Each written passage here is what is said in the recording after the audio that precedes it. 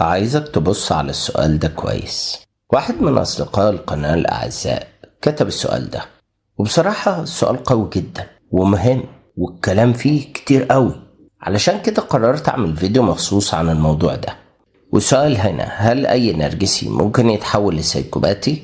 احنا مش بس هنجاوب على السؤال ده، لكن هنعرف ان في نرجسيين مع الوقت بيبقوا أخطر من أي سايكوباتي. طيب ازاي الكلام ده؟ وامتى ده يحصل؟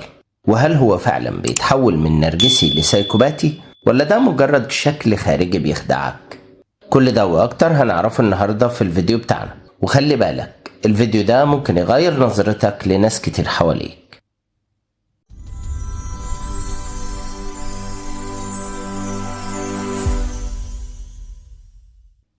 أعزائي المشاهدين في كل مكان، أهلا بيكم.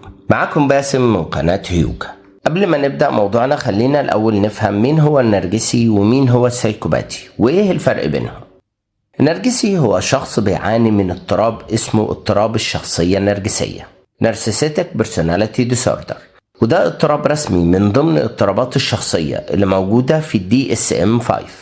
والاضطراب ده بيخليه شايف نفسه مميز جدا، محتاج دايما لإعجاب، تقدير من الناس، تفخيم. باختصار كده عنده جنون عظمة.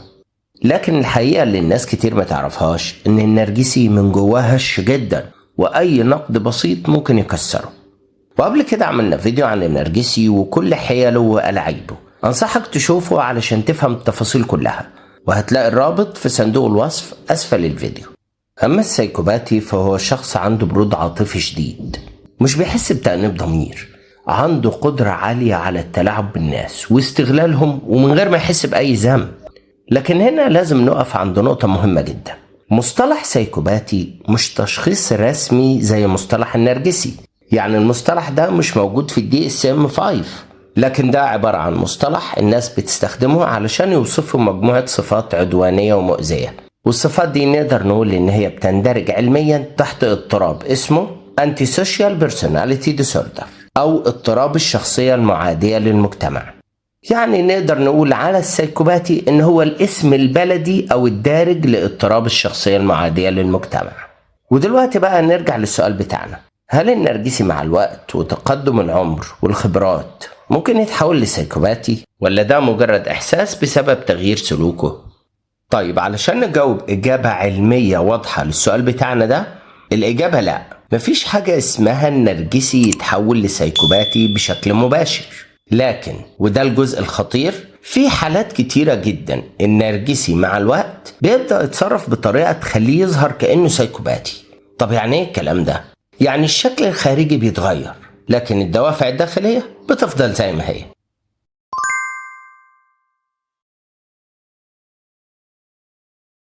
ودلوقتي تعالوا نتكلم عن الأسباب اللي بتخلي النرجسي يظهر كأنه سايكوباتي.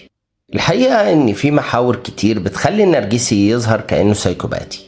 أول وأهم محور هو فقدان الإمداد النرجسي، باختصار كده الوقود بتاعه، يعني الإعجاب، الانبهار، الاهتمام بيه، التقدير والتفخيم في كل حاجة بيعملها. هو مقتنع من جواه ومتعود إن هو يكون محور أي قعدة، محور الكون كله. بس مع الوقت الموضوع بيتغير، يعني لما النرجسي يكبر في السن أو يفقد جاذبيته، أو مع الوقت لما يظهر على حياته والناس تبطل تهتم بيه وتنبهر بأفعاله.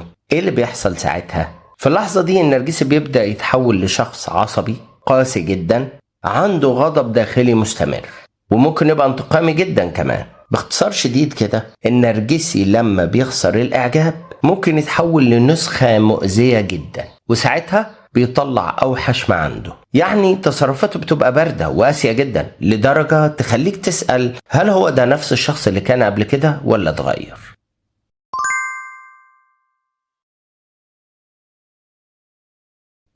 برضو في حاجة تاني بتخلي النرجسي يظهر كأنه سايكوباتي، وهي الخبرة والتطور في التلاعب. في الأول النرجسي بيبقى واضح، اندفاعي، مكشوف، سهل يتفهم.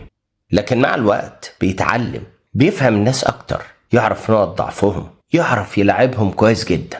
فبيبقى هادي، أذكى، أقل انفعال، بس أخطر بكتير. يعني في الأول النرجسي كان واضح وظاهر، بس بعد كده بيبقى محترف ومش بيتكشف بسهولة. وده يخليه يظهر بشكل يشبه السايكوباتي جدا، لكن هو في الحقيقة لسه نرجسي زي ما هو، بس طور أسلوبه.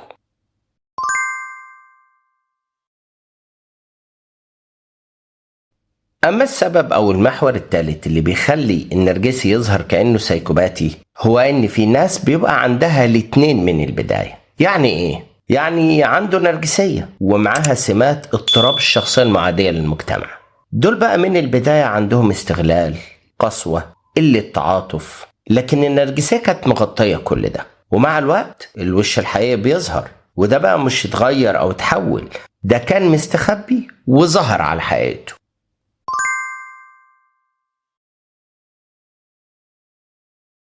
ودلوقتي تعالوا نعرف ازاي نفرق بين النرجسي والسايكوباتي. علشان تفرق بينهم بسهولة اسأل نفسك سؤال مهم جدا: هل الشخص ده محتاج إعجاب؟ لو إجابة السؤال محتاج إعجاب يبقى ده غالبا نرجسي. لو الإجابة لا مش بيفرق مع الإعجاب يبقى احتمال كبير يكون سايكوباتي. وخلي بالك أنا بقول احتمال، يعني دي مش حاجة مؤكدة. النرجسي بيأذيك وهو مش غرضه الأذى، هو بيأذيك علشان يحس بنفسه، يتغذى على كده، يحس بقيمته. لكن السايكوباتي بيأذيك لأنه مش فارق معاه أصلا، بيأذيك وهو غرضه الأساسي الأذى. الفرق هنا بسيط لكنه فرق حاسم جدا ويخليك تعرف تفرق بينهم. يعني مثلا زي شخص بيحب يظهر قدام الناس دايما، يستعرض، يدور على إعجاب، بس بعد سنين بقي بارد وقاسي وبيستخدم الناس من غير مشاعر. طيب هل ده تحول ولا فقدان الإعجاب خلاه يظهر على حقيقته؟